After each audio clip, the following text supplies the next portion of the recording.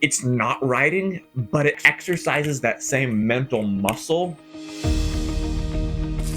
Even when other priorities in life mean that we're not actively writing, we're still finding ways to develop our storytelling skills. My focus lately has been on a presentation that I'm going to be giving at a workshop at a leadership conference coming up. And my things that are taking up my time aren't quite as important per se or as big, but I have been having other responsibilities or other things come up that, though they're small, they kind of work together to take up a good portion of my time, and they don't leave me a lot of time and brain power for devoting to our writing project. So some of those other responsibilities, they just aligned their timing of when they needed to happen. But even when we have a lot of other things that become priority, one of those priorities is also time to give our brain a chance to have some downtime, and movies can help with that. Sometimes it's the whole family, sometimes it may just be my wife and me. And one of the movies that we watched recently was a documentary, and just watching how some of those characters interacted with each other and the characteristics that they showed during that, what was purported to be a true story, it served as a bit of an inspiration for me for how we might think about characters in a story that we would tell. And you've mentioned a little bit of that to me, and you've said that there are some like character traits or something like that that you could see modeling some of our characters after, but I haven't heard any of the details about that yet. And I don't know that it's necessarily traits, but at least how they responded to an event.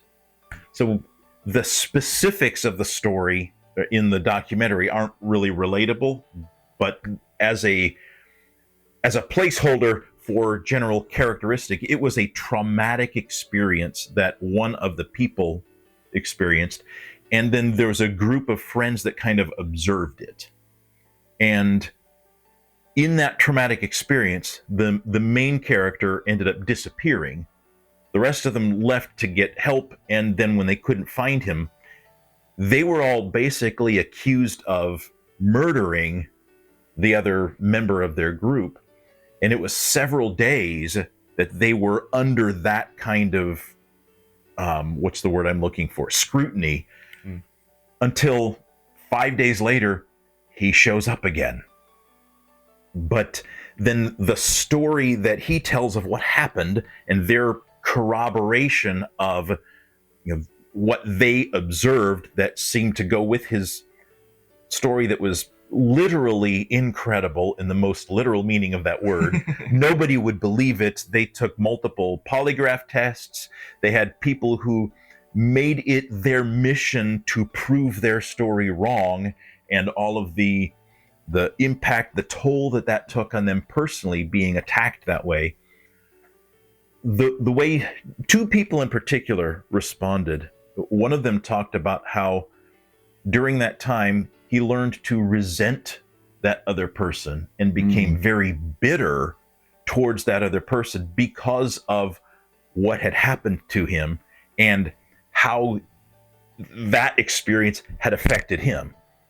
The other person ended up being so stressed out by everything that was happening, he had to actually leave the town and move away just to get away from the scrutiny, the ridicule.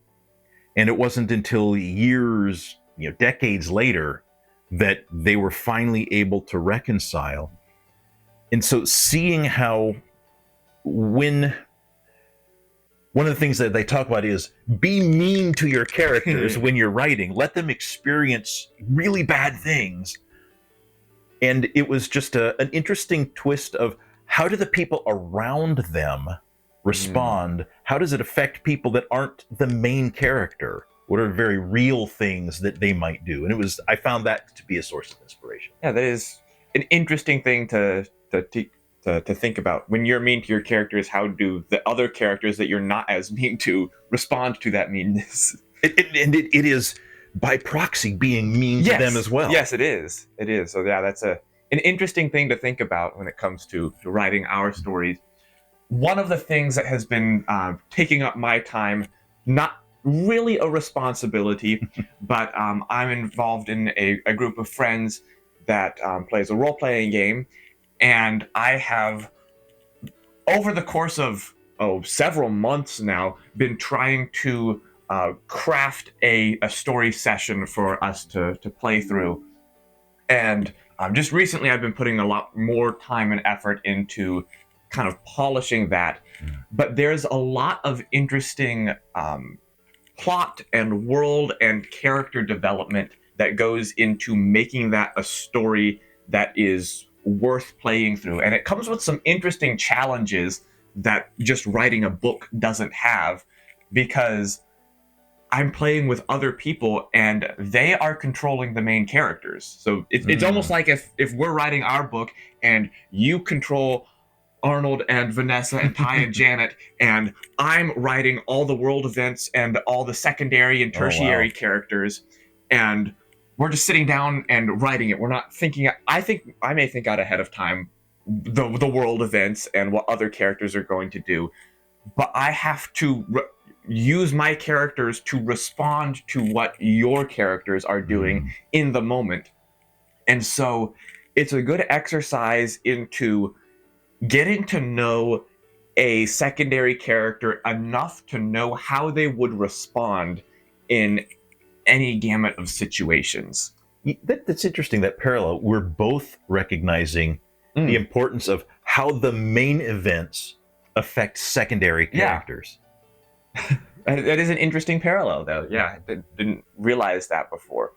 But the exercise that I'm going to through this, it's not writing, but it exercises that same mental muscle that writing exercises. And so it will still, I think, help with writing a story, because I am still figuring out the way that all of these things interact together and how to craft a secondary character that is believable and that has motivations and that is going to act according to those, regardless of what all else comes up in the story. And we've said this a few times on here, we've said to ourselves, the reason we're writing this particular story is not to demonstrate skill. It's not so that this story is going to be successful. The purpose of writing this story is to develop the skills of story writing. So these other ancillary activities that we're participating in, really, they're all contributing to that same goal of developing the story writing skill. So our question for you this week is, what kinds of other activities help inspire your main creative work? Let us know that in the comments, and we'll see you again in a couple of weeks.